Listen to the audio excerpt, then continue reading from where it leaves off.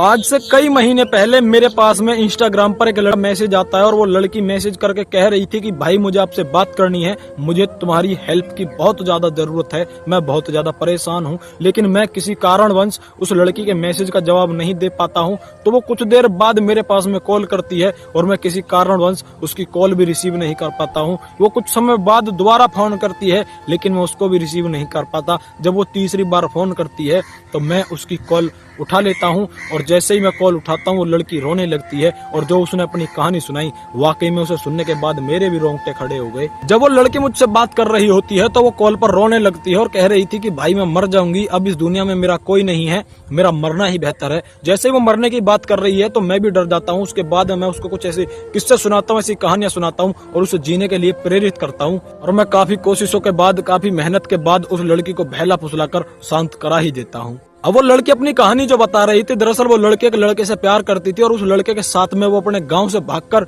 गाजियाबाद शहर में रहने लगती है और करीब करीब वो 1.5 से 2 महीने बाद एक बच्चे को जन्म देने वाली थी और इसी बीच में वो लड़का भी उस लड़की को छोड़कर चला जाता है। अब वो लड़की जाए तो जाए कहाँ। वो कह रही थी कि भाई घर में जा नहीं सकती और जिसके लिए घर छोड़ा वो मुझको छोड़कर चला गया। राम राम, नमस्कार, सत श्री अकाल, जय हिंद। दोस्तों, ये सच्ची घटना है उत्तर प्रदेश के जिला बुलंदशहर की। जब वो लड़की मुझसे बात कर रही थी तो मैं उससे पूछता हूँ कि बताइए मैं तुम्हारी क्या मदद करूँ। तो वो लड़की बताती है कि भाई मैं एक लड़के से प्यार करती थी और वो लड़का और मैं एक ही गांव के हैं। उत्तर प्रदेश के जिला बुलंदशहर के पास के एक गांव पड़ता है, मैं उस गांव का नाम बताना नहीं चाहता।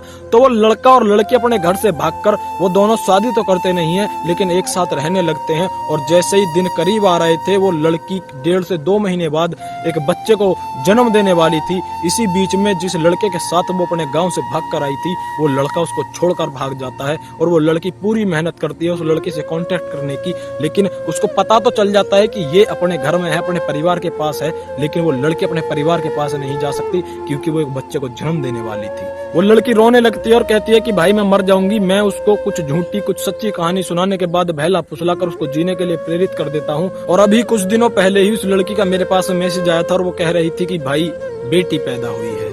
आज वो लड़की अपने परिवार से अलग अपना गुजारा कर रही है। दोस्तों, इस वीडियो का उद्देश्य किसी को डराना धमकाना नहीं है बल्कि आपको जागरूक करना है, आपको सचेत करना है। और आपने इस वीडियो से क्या सीखा कमेंट सेक्शन में जरूर